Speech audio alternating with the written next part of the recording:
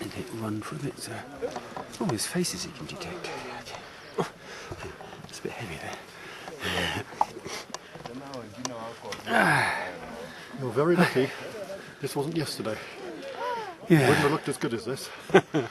Yeah. We didn't do a report yesterday. Couldn't get a satellite link, that was the problem. Was there anything? Did you do anything interesting yesterday? There was this hill you had to get round and get over. It was in the way somewhere. And what a climb. It was a killer. Started at midnight and traced up what can only be described as a vertical beach. It was Like a sand dune, a kilometre high, absolutely tough. and then a treacherous 200 metres along the edge of the volcano. When you get to the top of the sand scree, which was 1,200 metres. We'd climbed 1,000 metres then. 1,000 metres So that's, to Gilman's Point, and everybody, bodies everywhere, just dropping over the edge, just collapsing in a heap, and we thought, oh, we've done it clinging onto rocks just because we got there. And then he said, right, we're going on to Stunner Point. Stunner Point. We thought, oh, good.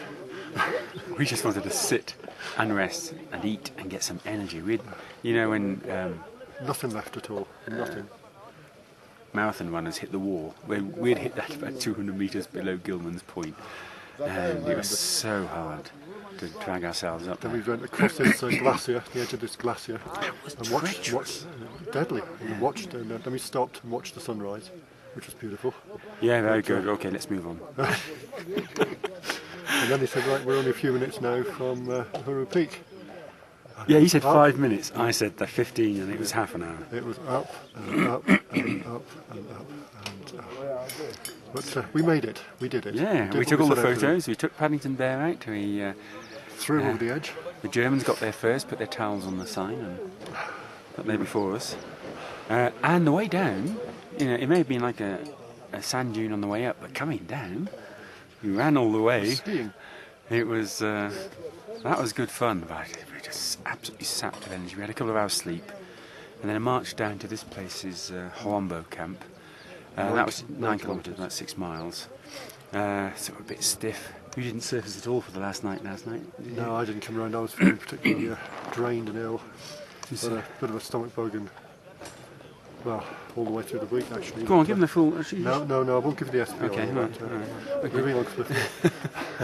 But it's the last night. Last night, so I said thanks to all the porters who. That's the noises off. That's porters. I think it's our time to go. They're taking our tent down.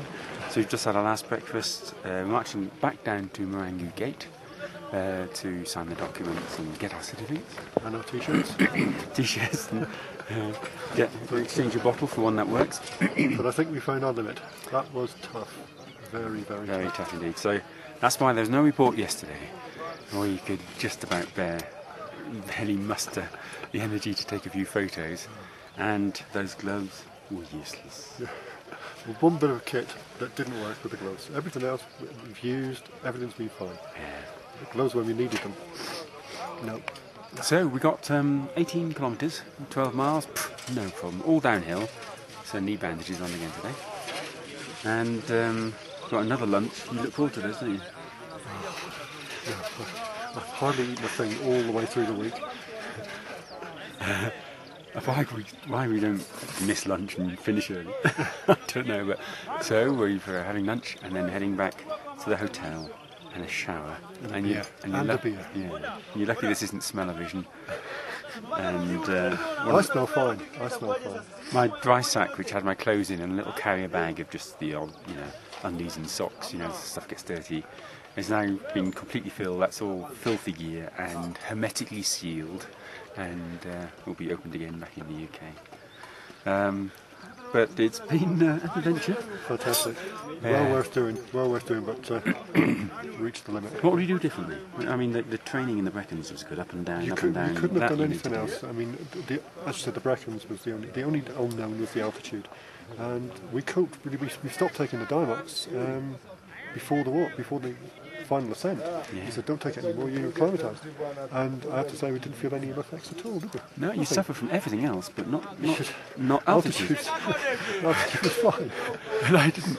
Yeah, exhaustion and whatever. So you're trying a new one, Alka-Seltzer. Alka-Seltzer I just tried. So I got my mug of tea. He's got his mug of Alka-Seltzer. This is for artistic effect. This is just Alka-Seltzer.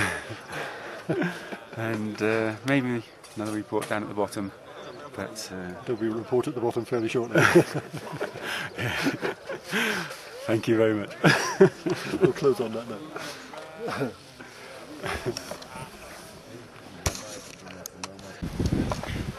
Just wait with our eggs at the beginning. Well, this is our another stop. We're at Mandara Hut. So we're another 2 or 3 hours. I don't believe his times, but we've made good time this morning getting down here.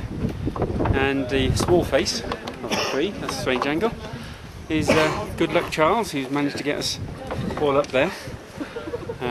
So ever so grateful to him for that. We've just had lunch. Well, I say just had lunch. You had tums. Yes, I had tums for lunch. Very good.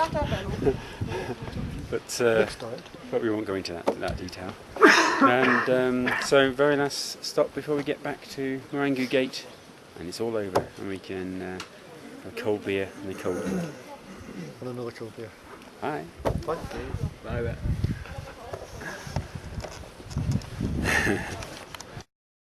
Perspective? No, not really. Lakini ni kwa faida ya viongozi. Wananchi wa kawaida watakuwa na faida yote hiyo. Sababu watoto wao wote wanasoma sehemu za nje. Hakuna kiongozi mtu wake anasoma kwenye shule zetu za matatu. Hizi za Swazi. Wanafunzi na shule ni mwalimu hamna mwalimu shule. Kimuuliza mwalimu anakuambia sasa mimi nitakaa hapa shuleni. Familia yangu inakula nini?